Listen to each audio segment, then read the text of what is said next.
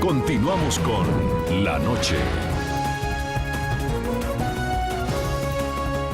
Representante Joe García por la Florida, el presidente Barack Obama aún está en deuda con la comunidad latina. A menos de 3 meses de que finalice el año 2014, ¿no cree usted que el panorama para la reforma migratoria, perdóneme que se lo repita, sigue siendo demasiado sombrío, señor representante? No, pero es que me parece que si ese es el tono de lo que usted mira, ¿no? Hay un grupo que está tratando de dividir familias, destruir nuestra comunidad y deportarnos. Hay una administración que ha pedido que difieran esta decisión hasta después de noviembre. Ha trabajado con casi todo lo que se ha puesto en sus manos. Hizo la ley de Dreamers, que los republicanos votaron a quitar esa ley al final de agosto. Entonces, si uno quiere equivalar lo que es un grupo que ha tratado de dividir, destruir y deportar contra alguien que ha hecho cosas sustanciales para mover a nuestra comunidad hacia adelante, inversiones en educación, inversiones en la salud pública y usar el Poder Ejecutivo para ayudar a la comunidad hispana, bueno, me parece que ese concepto de decir, bueno, el presidente no ha cumplido, no. Aquí hay alguien que ha tratado de hacer daño y hay un presidente que está tratando. Y yo, indudablemente, que tanto como tú, me imagino, y Claro como que sí. muchos de los que me miran hoy, hubiéramos querido que el presidente actuara en agosto. No, yo hubiera querido que el presidente hubiera actuado en enero del año pasado, me hubiera gustado que el presidente hubiera actuado hace 2 años atrás. Pero la realidad es que hay un sistema político que requiere un balance de poder. Y siempre y cuando existan unas personas que llevan una política xenofóbica que nos hace daño a ti y a mí, ¿no? A los legales y a los indocumentados nos hace daño precisamente porque somos todos parte de la misma comunidad. Pero el concepto de equivalar uno al otro y uno por no cumplir cuando el otro está tratando de destruir, me parece que la comparación es inaceptable y desafortunada. Bueno, representante, pero la reforma de hecho pasó en junio del año pasado en el Senado de mayoría demócrata y se estancó en la Cámara de Representantes de mayoría republicana. ¿Usted cuáles cree que entonces son las opciones que tiene el gobierno para que los indocumentados en Estados Unidos, esos cerca de 11 millones, tengan un alivio y no sean deportados? Bueno, lo que es claro es que nosotros pusimos un proyecto de reforma migratoria en la Cámara. Después que los republicanos prometieron en la Cámara de pasarlo, no lo pasaron. Así es. Después que dijeron, bueno, cuando el Senado lo pase, lo pasamos, no lo hicieron.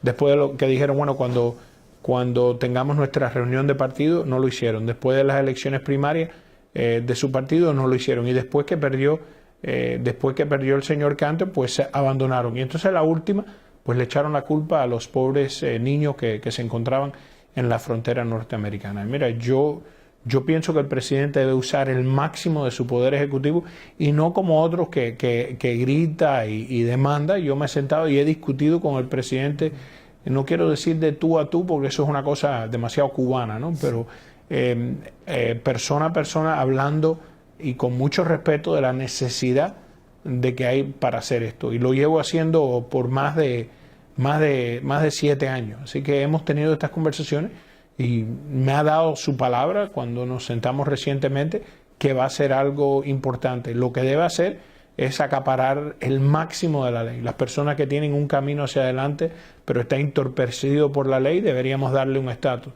A las personas que están en lista de espera, que han cumplido todos los requisitos, lo deberíamos dar. Indudablemente que tiene que haber un formato y un contexto y reglas, y me parece que se debe usar la legislación mía, que tiene mayoría de apoyo en la Cámara, pero el señor Boehner y los elementos extremistas del Partido Republicano no han dejado de llegar al Pleno, o lo que se pasó en el Senado, que crea un contexto, un panorama para considerar un gran número. Ahora, eso no va a ser la reforma migratoria, va a ser un paso para proteger a algunas personas para que paren de sufrir innecesariamente. Pero si las personas no salen a votar, si las personas no hacen acto de presencia, si las personas no dejan su voz oír, pasarán 2 años, vendrá otra elección y se aniquilará todo eso, que es lo que vimos precisamente con lo que trató de hacer la Cámara de Representantes antes del receso de agosto. No trataron de quitar la ley de los soñadores, que básicamente lo que pedía a deportar a 500,000 de muchachos y muchachas que son americanos en todo menos la definición de haber nacido aquí, fueron a nuestros colegios, juraron a nuestra bandera, participan de la vida social, son compañeros de mi hija en el colegio, y sin embargo el máximo que han hecho los republicanos en la Cámara de Representantes este año es tratar de deportar a otro medio millón, más allá de los 11 millones que ya quieren deportar, otro medio millón para deportar, y eso me parece que es desafortunado, pero yo pienso que el presidente puede usar el poder y la amplitud de su oficina, de su puesto como presidente, para tratar de acaparar el máximo de personas. Y si los republicanos nos quieren llevar a corte o lo quieren, como dice la frase, impeach, pues veremos cuánto apoyo le podemos dar. Señor Joe García, de acuerdo con lo que usted acaba de plantearnos, el futuro entonces de esta reforma migratoria en el Congreso, según usted, dependería entonces de los resultados de las elecciones de medio tiempo del próximo mes de noviembre, el próximo 4 de noviembre. Yo pienso que sí. Si vemos que perdemos escaños en la Cámara de Representantes, si vemos que perdemos la mayoría del Senado, pues el poder del Ejecutivo para actuar está bien limitado. Los republicanos han amenazado de cerrar el gobierno si el presidente usa su poder ejecutivo. Yo quiero que entienda, todo hispano que me está oyendo, todo hispano que entiende las dificultades que encuentran personas que están indocumentadas, que todo lo que hacen, la abrumadora mayoría de esas personas, es trabajar 2 y 3 trabajos, mantener a su familia y tratar de ayudar a su comunidad en su país natal. Todo lo que hemos recibido es el golpe, empujones del partido en oposición.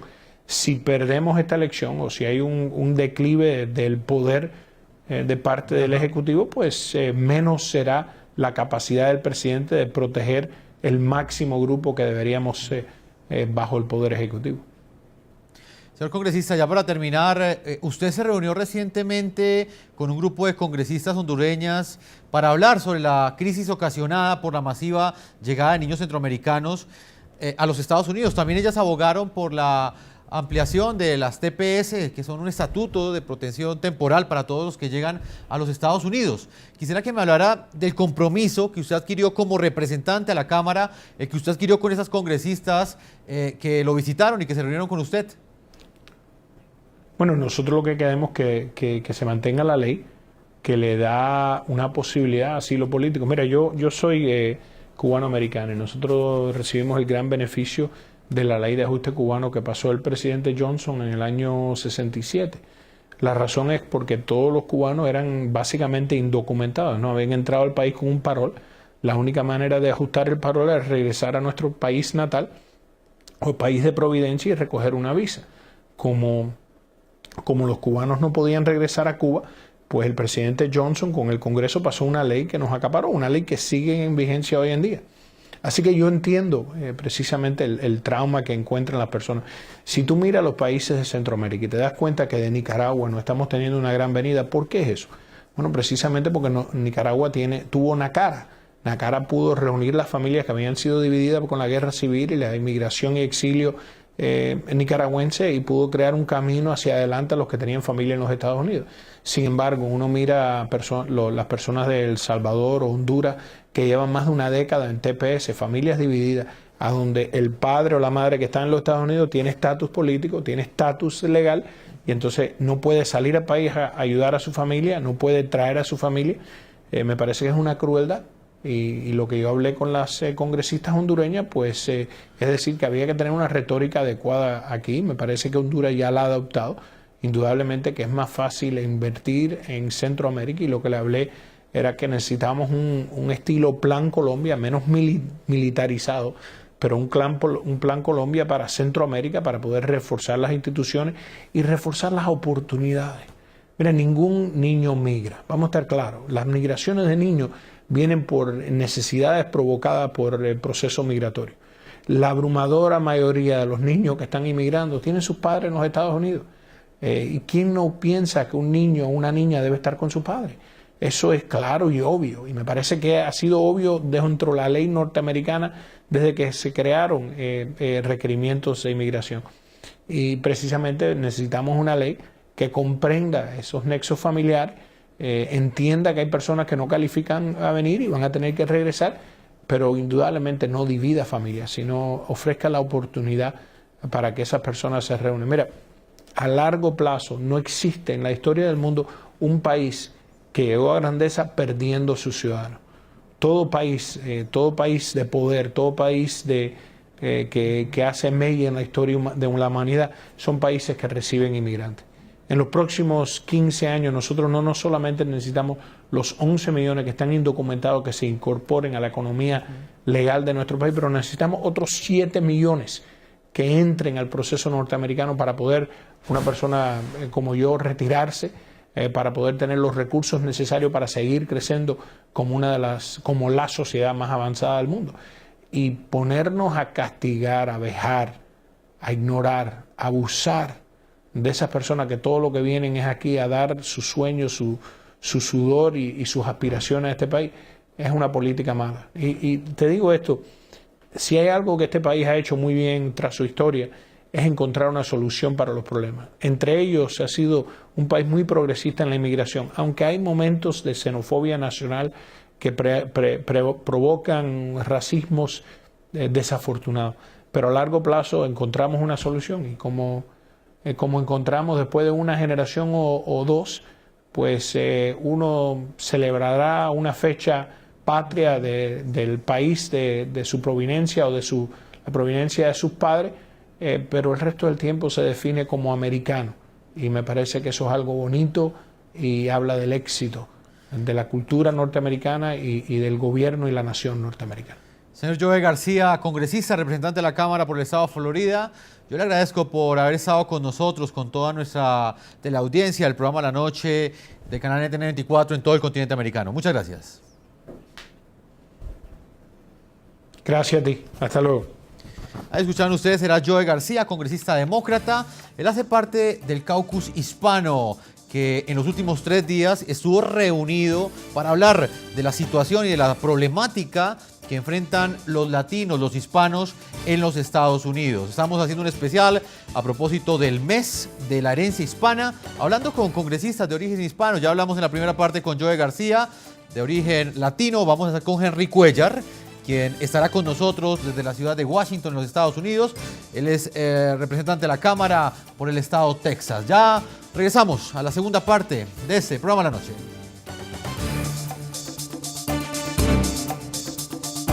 Ya regresamos con La Noche.